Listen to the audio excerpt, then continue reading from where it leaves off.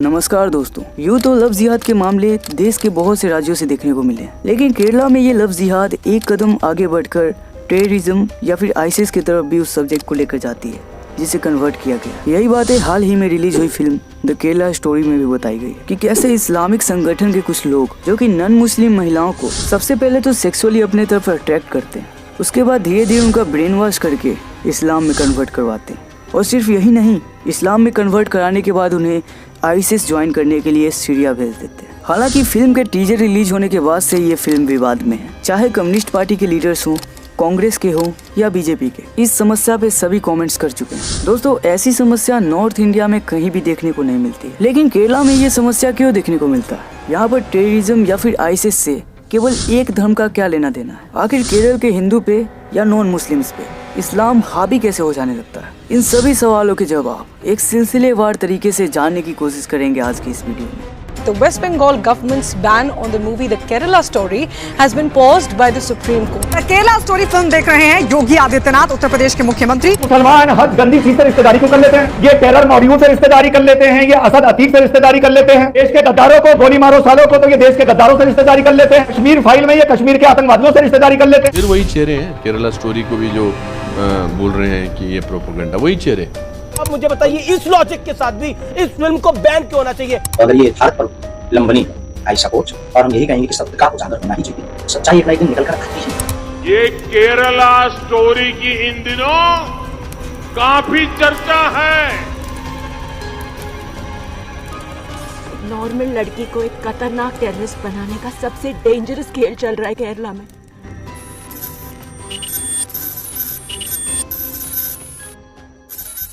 दोस्तों, केरला में कन्वर्जन की सिलसिला आखिर शुरू कैसे होती है, इसे समझने के लिए हमें समय में पीछे चलना होगा।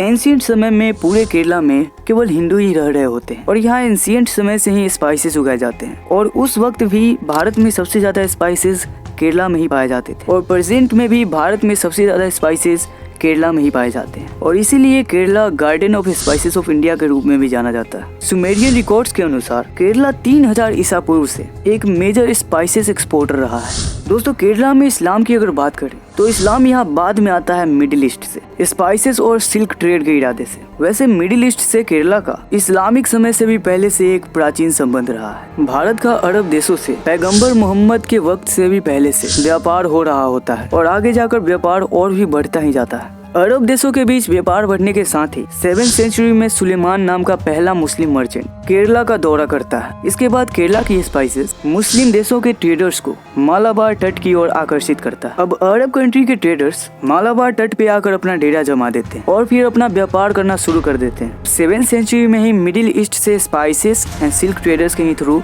इस्लाम केरला में आते हैं। अब इस्लामिक ट्रेडर्स मालाबार तट से व्यापार करना तो शुरू करते ही हैं, साथ ही साथ कुछ इस्लामिक धर्म प्रचारक भी आना शुरू कर देते हैं और अब तक हजारों की संख्या में इस्लामिक लोग मालाबार तट पे आकर अपना डेरा जमा देते हैं। साथ ही साथ ये धर्म प्रचारक भी यहाँ के लोगों को इस्लामिक धर्म से परिचय कराने लगते हैं। हिस्टोरियंस का कहना है कि जितने भी इस्लामिक लोग आए थे यहाँ पे, उन सभी के स्वभाव केरल के लोगों के प्रति काफी अच्छे थे। वो जल्द ही केरल के लोगों से फ्रेंडली हो जाते थे। दोस्तों, उस वक्त कालीकट के राजा चेरुमन पुरमुल होते हैं। अब राजा को जैसे पता चलता है कि अरब देशों से भारी संख्या में लोग मालाबार तट पे आके डेरा जमा कर बैठे हैं, वे तुरंत ही कुछ लोगों को पता लगाने के लिए भेजते हैं कि आखिर ये लोग किस इरादे से यहाँ आए। फिर राजा को पता चलता है कि ये लोग यहाँ व्यापार करने आए और साथ ही साथ उन्हें कुछ धर्म प्रचारक के बारे में भी पता चलता है। अब राजा उन धर्म प्रचारक को अपने पास बुलाते हैं उनके कुछ अजीब एक्टिविटीज को देखकर। अब इस्लामिक धर्म प्रचारक भी राजा के पास पहुंचते हैं और फिर राजा को अपने धर्म के बारे में बताना शुरू कर देते हैं। शुरुआत में तो राजा चेरुमन इन्हें शक के नजर से देखते हैं, लेकिन इसके बाद राजा को अचानक ही इस्लाम धर्म में बहुत इंटरेस्ट आने लगता है और फिर राजा इन धर्म प्रचारकों का अच्छे से स्वागत करने लगते हैं। इसके बाद राजा चेरुमन को इस्लामिक धर्म में इतना इंटरेस्ट आने लगता है कि ये इनके पैगंबर से मिलने मक्का चले जाते हैं और वहाँ पे न जाने क्या होता है उनके साथ कि वहाँ से आने के बाद ही वे अपने आप को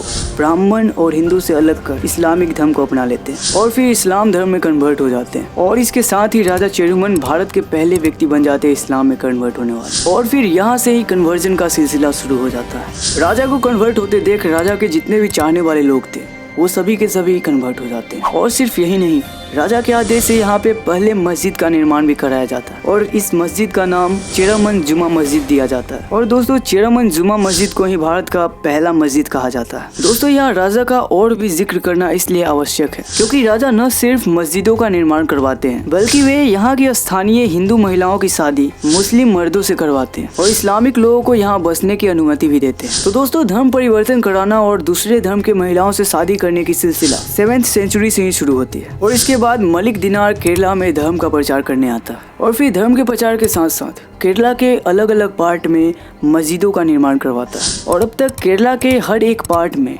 मस्जिद होने के साथ साथ इस्लामिक लोग भी फैल गए होते हैं और अगले 7 सेंचुरी तक लगातार इस्लाम पूरे केरला में फैलते ही जाते हैं और इनकी संख्या में भी बढ़ोतरी होती जाती है। दोस्तों इस बात का सबूत इब्न बतूता के केरला दौरा वाले किताब में देखने को मिलता है। इब्न बतूता अरब वर्ल्ड के सबसे बड़े एक्सप्लोरर थे। वे 1342 से 1347 के बीच केरला का दौरा करते हैं। इब्न बतूता अपने किताब में केरला के अलग अलग हिस्सों में मुस्लिमों के होने का जिक्र भी करते हैं। आगे वो जिक्र करते हैं कि कालीकट से क्विलोन तक की यात्रा उनकी 10 दिनों तक चली और ठहरने वाले सभी जगहों पे मुस्लिम्स और उनके घर दिखाई दिए। आगे वो जिक्र करते हैं कि केरला के सभी डिस्ट्रिक्ट में मुस्लिम ट्रेडर्स का घर है और यहाँ के सभी लोग कॉमन लैंग्वेज बोलते हैं।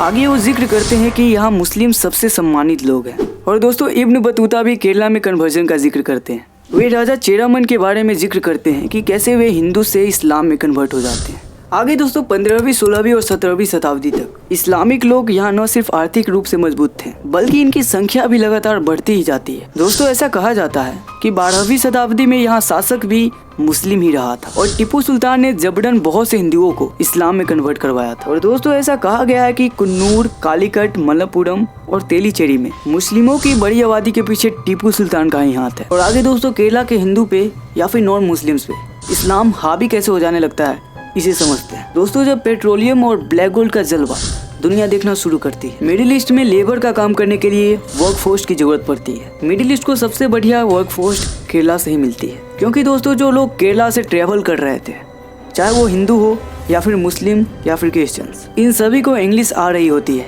और ये लोग कम सैलरी पे काम करने के लिए तैयार भी हो जाते हैं। तो दोस्तों जब मिडिल ईस्ट के लिए हिंदू, मुस्लिम और क्रिश्चियंस एक साथ ट्रेवल करने लगते हैं और सेम फैक्ट्रीज में साथ साथ काम करने लगते हैं तो Islamic culture in non Muslims पे हावी हो जाने लगता है। इनके बात करने का तरीका या फिर वोकैबुलरी चेंजेस होने शुरू हो जाते हैं। नॉन मुस्लिम्स के जुबान पर भी इंशाल्लाह, माशाल्लाह जैसे शब्द आने लगते हैं। अब नॉन मुस्लिम्स पैसे के साथ साथ इस्लामिक कल्चर भी केरला में लाने शुरू कर देते हैं और केरला की सारी कम्युनिटीज एक दूसरे के करीब आने लगते हैं। और जबकि पैसा इस्लामिक कंट्री से आ रही होती है, कल्चर इस्लामिक कंट्री से आ रही होती है, नॉन मुस्लिम्स के पास जो पैसा आ रहे होते हैं वो भी इस्लामिक कंट्री से ही आ रहे होते हैं। तो दोस्तों इसके चलते आप इमेजिन कर सकते हो कि नॉन मुस्लिम्स पे इस्लाम कितना भारी हो चुके होंगे केरला में। और आगे दोस्तों बात करें तो Kerala is only state in India जहाँ पे मुस्लिम्स ने आज़ादी के बाद से अब तक इन ब्लॉक मुस्लिम लीग को ही वोट किया है और मुस्लिम लीग के चुने हुए सांसद पार्लियामेंट तक पहुंचे हैं। सो दोस्तों Kerala is only state in India जहां पे इस्लाम कल्चरली स्ट्रॉन्ग, पॉलिटिकली स्ट्रॉन्ग और फाइनेंशियली भी स्ट्रॉन्ग। तो आप इमेजिन कर सकते हैं कि अगर कोई कम्युनिटीज ऊपर लेवल पे हो, चाहे वो कल्चरली हो, पॉलिटिकली हो या फिर फाइनेंशियली, और एक समूह में हो, तो उनके दिमाग में कहीं ना कहीं अन्य कम्युनिटी के लोगों को अपनी तरफ खींचने का षड्यंत्र जरूर चल रहा होगा, खास करके उन लोगों को जो कि इनके कल्चर या फिर कम्युनिटी को थोड़ा बहुत फॉलो करने लग रहे हो। और दोस्तों एक्चुअल में केरला में ऐसा कुछ देखने को मिल रहा है। पिछले कुछ दशकों में केरला के अंदर कुछ ऐसे केसेस देखने को मिले हैं जिनमें नॉन मुस्लिम महिलाओं का ब्रेन वॉश करके इस्लाम में कन्वर्ट कराया गया और इंडिया में इसे लव जिहाद का नाम दिया गया है। दोस्तों जब एक मुस्लिम लड़का हिंदू लड़की से शादी करता है तो सारे लव जिहाद नहीं होते। इंडिया में बहुत से ऐसे शादी हुई हैं जैसे शाहरुख खान, सैफ अली खान, दोनों ने हिंदू महिला से शादी करी है और इन शादी का लोग रिस्पेक्ट भी करते हैं। लेकिन किसी टारगेट को अचीव करने के लिए मुस्लिम लड़का किसी हिंदू लड़की से या फिर नॉन मुस्लिम से शादी करता है तो उसे लव जिहाद कहा जाता है। दोस्तों लव जिहाद एक बिजनेस मॉडल है और इस बिजनेस मॉडल को ही एक्सपोज करने के लिए हाल ही में रिलीज किया गया है एक फिल्म द केरला स्टोरी। हालांकि फिल्म के रिलीज होने के बाद से ये फिल्म विवाद में है। किसी स्टेट में ये फिल्म बैन हो जाती है तो किसी स्टेट में इस फिल्म के टिकट को टैक्स फ्री कर दिया जाता है। दोस्तों इस फिल्म की कहानी भी कश्मीर फाइल्स जैसी है। कश्मीर फाइल्स के बाद ये दूसरी ऐसी फिल्म है जिसमें एक खास विचारधारा के लोगों द्वारा किए गए अत्याचारों को दिखाया गया, जिसे सालों तक दबा कर रखा गया। जानते तो सब थे लेकिन बोलने का हिम्मत किसी में नहीं था। लेकिन दोस्तों कश्मीर फाइल्स भी हिट हुई और केरला स्टोरी भी हिट हुई है। कश्मीर फाइल्स में कश्मीरी पंडितों पर हुई अत्याचार की कहानी थी और केरला स्टोरी में केरला के हिंदू लड़कियों का धर्म परिवर्तन कराने के बाद उन्हें आईसीस में शामिल कराने की कहानी है। दोस्तों, कश्मीर फाइल्स के रिलीज होने के वक्त भी एक खास वर्ग के लोग और विपक्षीय नेता द्वारा विरोध किया गया था और इस फिल्म का भी कश्मीर फाइल्स की तरह ही विरोध हो रही है। और दोस्तों, इन दोनों फिल्मों के खिलाफ अदालतों में न जाने कितनी याचिकाएं लगाई गई, फिर भी ये फिल्म रुकी नहीं।